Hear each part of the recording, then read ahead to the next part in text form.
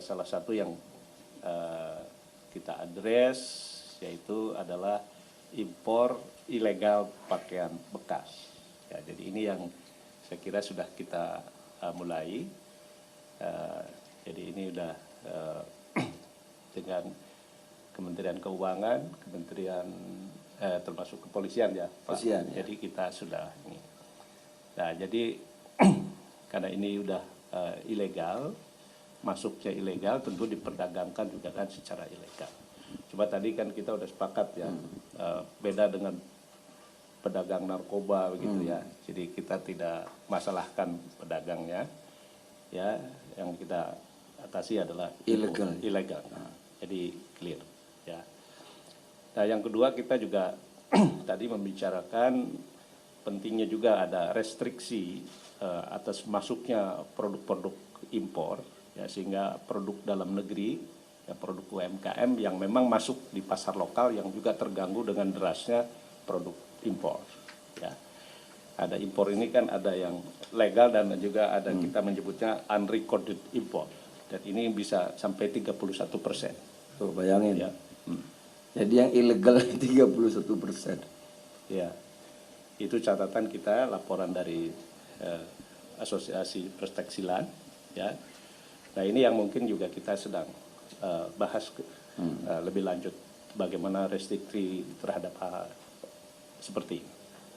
Ya, intinya kami dengan Pak Mendag untuk melindungi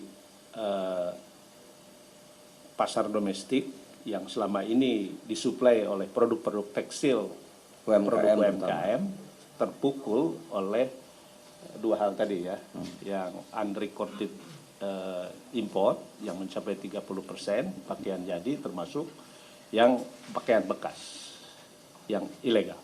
Kira-kira seperti itu. Itu yang kami sampaikan, singkat, jelas. Kalau nanya bolehlah satu, jangan banyak. Apa? Oke,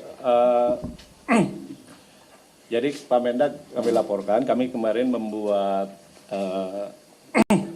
hotline dengan para pedagang yang menjual pakaian bekas yang ilegal. Kami membuka hotline untuk bagi mereka untuk alih usaha. Ya, jadi kita juga sediakan. Dari kemarin ada sekitar 21 laporan, 17 laporan terverifikasi, 4 laporan tanpa identitas tidak terverifikasi. Nah, ini terutama dari Jawa Barat, DKI, Riau, Jawa Barat dan DKI 12 ya, 6 Jawa Barat, DKI Jakarta 6, Riau 1, DIY 1, Sulut 1, Sulsel 1, Banten 1. Jadi tidak terlalu banyak sebenarnya yang komplain. Jadi dari laporan itu satu mengadukan pedagang pakaian bekas impor pada platform digital e-commerce. Nah, ini kami sudah follow up dengan teman-teman di e-commerce dan mereka juga cukup kooperatif untuk men-take down penjualan di e-commerce. Lalu yang cukup banyak minta solusi karena tidak dapat berjualan akibat larangan ini. Nah, ini yang kita akan segera follow up ya nanti dengan Pak Mendag, karena banyaklah produk lokal untuk dijual oleh mereka. Dan nggak kalah bagus ya Pak? Nggak kalah bagus Pak. Lalu juga yang ketiga, mereka minta fasilitasi untuk bertemu produsen fashion lokal pengganti barang impor pakaian bekas. Jadi ini sebenarnya yang positif ya. Jadi kita ingin, mereka udah siap ganti jualan lah. Daripada jualan pakaian bekas ilegal, mereka ingin menjualan produk fashion lokal. Termasuk juga bukan yang hanya bekas ya. Lalu dukungan kepada Kemenko UMKM, siap bantu report akun sosial e-commerce pakaian. Jadi ini banyak dukungan juga. Jadi mereka memantau juga ya di e-commerce yang melakukan penjualan pakaian ilegal. Kalau e-commerce kita nggak akan kasih ampun. Kalau yang pedagang kecilnya kita agak tolerir lah, apalagi mau lebaran ya Pak.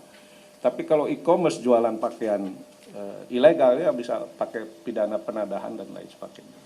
Jadi, dan mereka menurut saya